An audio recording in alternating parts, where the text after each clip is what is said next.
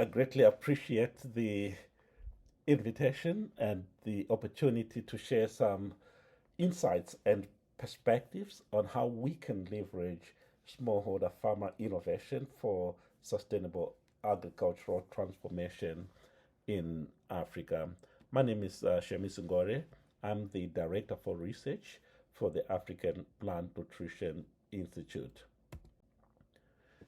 APNI is a science-based research organization focusing on adaptive research for improved plant nutrient management for sustainable agriculture in Africa.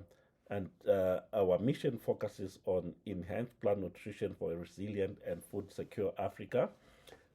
And this resonates with our vision of supporting prosperous African farmers who sustainably manage crop nutrition to provide consumers with a secure supply of nutritious food at an affordable price.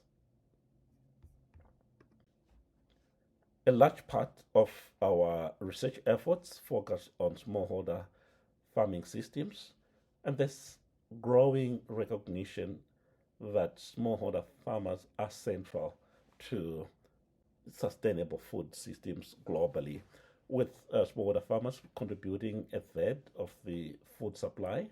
And there is need then to ensure that agricultural innovation and technologies are supportive of transition to smallholder sustainable food systems. The contribution of smallholder farmers is much more significant in Africa, where 80% of the farmers are small to medium in size, and these small farms support the production of more than 80% of the food consumed and contribute a large part of the 42% of the total employment from agriculture and 35% of the total agricultural GDP.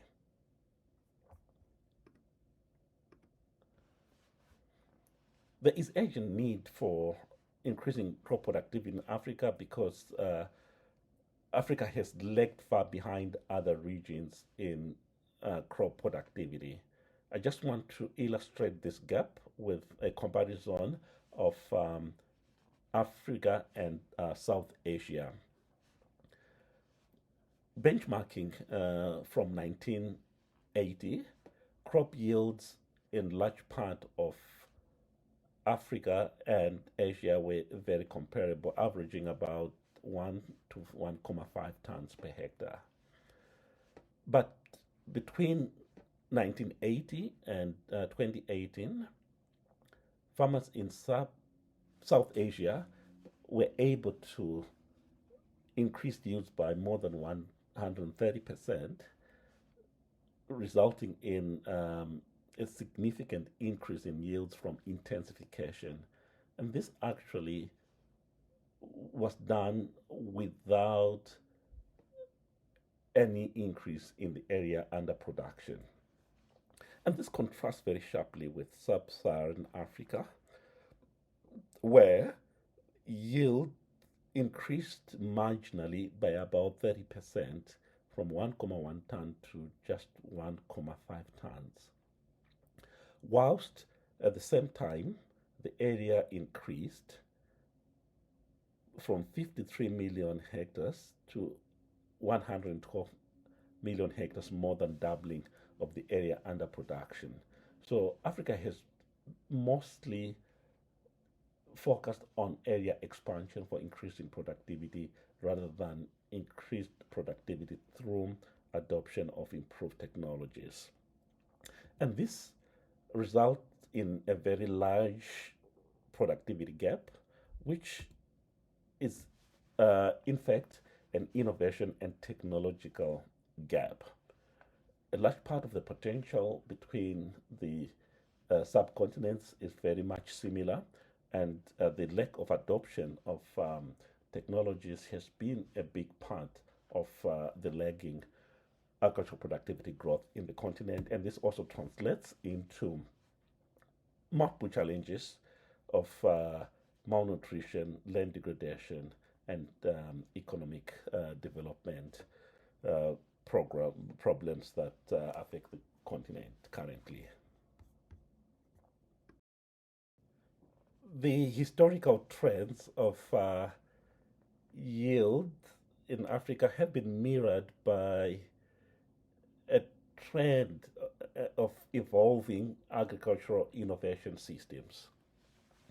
Starting in the 1960s, research was mostly driven by researchers and focusing on innovation diffusion and technology transfer, very much pipeline dissemination of research technologies, focusing on single disciplines and without focusing on some of the farmer needs and institutional support mechanisms. And the limited progress in the 60s raised the need to focus a lot more on understanding the systems, resulting in the farming systems research process. And this brought a closer cooperation between research and extension systems and focusing more on farmer constraints and starting to target technologies in a multidisciplinary framework, and then also starting to look at some of the agroecological and farm economic context. But farmers were only seen as sources of information. Moving into the 90s, there was more holistic processes that focused on agricultural knowledge and information systems. And this change resulted in a closer collaboration between research, extension systems, and farmers using various participatory research processes. And a large part of the research was very much centered on farmer demand, whilst addressing some of the socio political context, and then also interdisciplinary research that focused on ensuring that there was a good connection between various disciplines. And in this phase, farmers were also seen as experimenters. And then moving forward in the new millennium, there was a lot of thinking around innovation systems, and the CG in particular embraced the whole innovation platform approach that is linked to some of the knowledge and innovation systems, focusing a lot more on multiple stakeholder, multiple partnership platforms that support value chain and institutional change interventions, and then also ensuring that there was a more transdisciplinary processes and ensuring that disciplines were all embedded in research and development, planning, implementation, and evaluation as well. And farmers gained increasing recognition as partners and innovators. So despite this whole evolution of innovation systems, the translation of research into actual impact has been rather disappointing, and they need to accelerate the gains that can be derived from research translating into the outcomes that ensure sustainable agricultural, economic, and social development on the continent. The agricultural innovation systems approaches in their evolution have been mirrored by the evolution of some of research in soil fertility management systems where APNI has a lot of interest in. In the 60s, mirroring the researcher-led processes, external inputs, fertilizers, and seeds were seen as vital ingredients for stimulating agricultural growth, replicating the success that had just begun to happen in smallholder farming systems in Asia.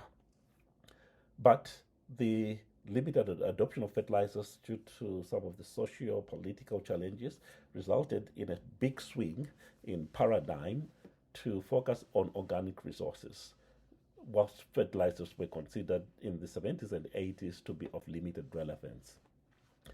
Moving to the 90s, there was recognition that organic resources on their own had limited effectiveness, and fertilizers were essential in alleviating nutrient deficiencies, whilst organic resources were also seen as the main entry point. Success was also evasive in stimulating impacts, and in the turn of the millennium, the paradigm shifted towards an integrated soil fertility management framework, which recognizes fertilizer as essential entry point to improving productivity, but recognizing also the importance of organic resources that must be targeted to the socio-economic context of smallholder farming systems. ICFM then goes broader into better understanding the local adaptation mechanism that ensures that technologies are relevant and they meet the needs and the demands of farmers as well. And moving forward, from the 80s, the challenges that confront smallholder farming systems in Africa are increasing in complexity. And this includes the rapid population growth, land degradation, climate change, which is accelerating, then also more globally connected markets that are increasing global competitiveness, and then the growing focus on agriculture not just provisioning services such as food, but also some of the non-provisioning ecosystem services as well, with a key focus on soil health. The African Union has enacted the Comprehensive African Agricultural Development Program, CAADP, which focuses on investing in sustainable agriculture in the continent based on four key pillars, which include number one, extending the area under sustainable land management, and then number two, investing in rural infrastructure and trade-related capacities. Then number three, increasing food supply and reducing hunger. And this is very much anchored in pillar number four, which is increasing agricultural research investments, technology dissemination, and adoption. And that last pillar is where APNI is very much investing in ensuring that we develop the mechanisms that allow us to use farmer innovation to unlock the potential of smallholder agriculture, building towards the continental outcomes as spelled out by the AU framework. We are contributing to the vision of sustainable transformation with a focus of moving from subsistence, low input, extensive system to more productive, market oriented, resilient farms under sustainable intensification. And this really includes a large part of the areas we focus on, higher diversity of crop production systems, and then also looking at enhancing productivity and also enhancing the nutritional value of the food produced by balanced nutrition, and then increasing the market orientation and ensuring that farmers optimize their returns to investments, and then supporting farmers to access more structured markets and also taking advantage of the increasing urbanization on the continent, and importantly also increasing the resilience to climate change.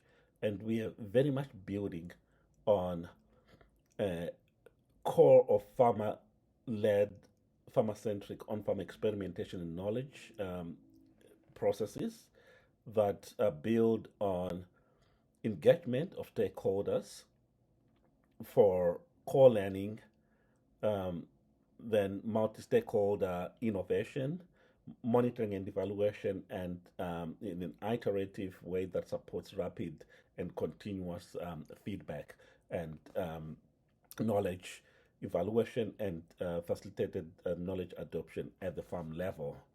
And we very much work with a wide network of partners from national agricultural research systems, farmer organizations, and also international research organizations to bring in the best innovations and technologies that are supportive of facilitating and enabling farmer innovation. We focus a lot on understanding the potential for scaling, not just looking at outscaling, which is the horizontal spread of technologies, but also scaling up technologies within institutions, particularly the policies, but also the downscaling of technologies to enhance the change of practices within the farms. As part of our engagements in OFE, we have a project dedicated to OFE adaptation in smallholder farming systems, starting with the zero crop production systems. And we are using three core frameworks, including a stakeholder engagement platform, remote sensing to support the interpretation of knowledge, and using remote sensing as a way that enhance how we interact with farmers. And this all is built on the platform of on-farm experimentation, where the core principles of on-farm experimentation are being applied but adapted to the more complex operations in smallholder farming systems. We have established a wide network of trials across the continent in 6 countries, focusing on rice and maize production systems. And we are using very simple designs that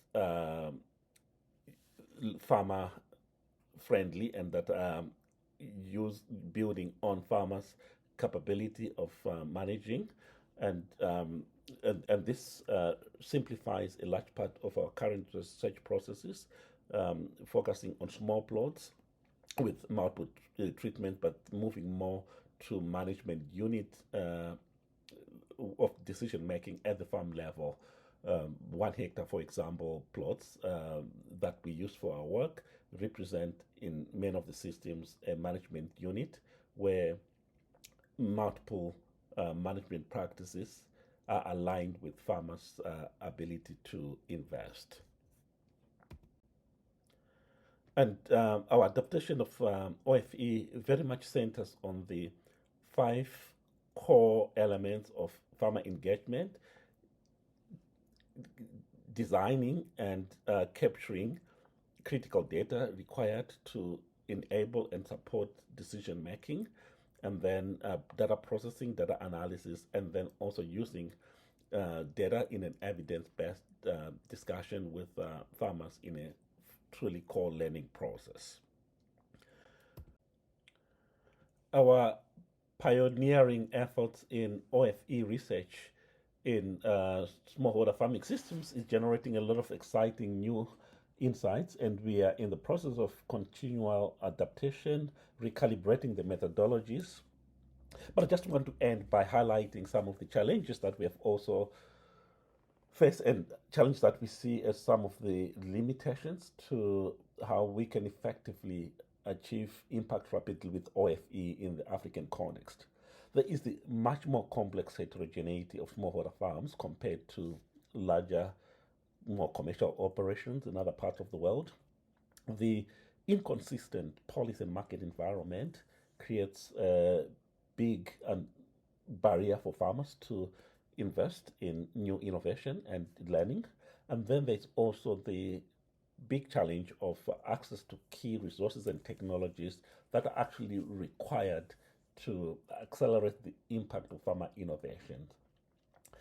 The other major issue is related to the risk of technology adoption, given all the policy market instability, but also the highly unreliable production environment and the growing incidence of pests and diseases that are associated with some of the changing climatic patterns. So this remains as some of the key issues that we will be having to address to ensure that we accelerate the impact that we can achieve with OFE in the continent. I want to thank you very much for your audience, and I appreciate my colleague Ivan, who has contributed to this presentation. And Ivan is leading our OFE on the continent, and it's very much the driving force behind our new thinking on how to build in farmer-centric research at the work we do in APNI, and also supporting some of our partners to adopt farmer-led innovations for sustainable agricultural transformation on the continent.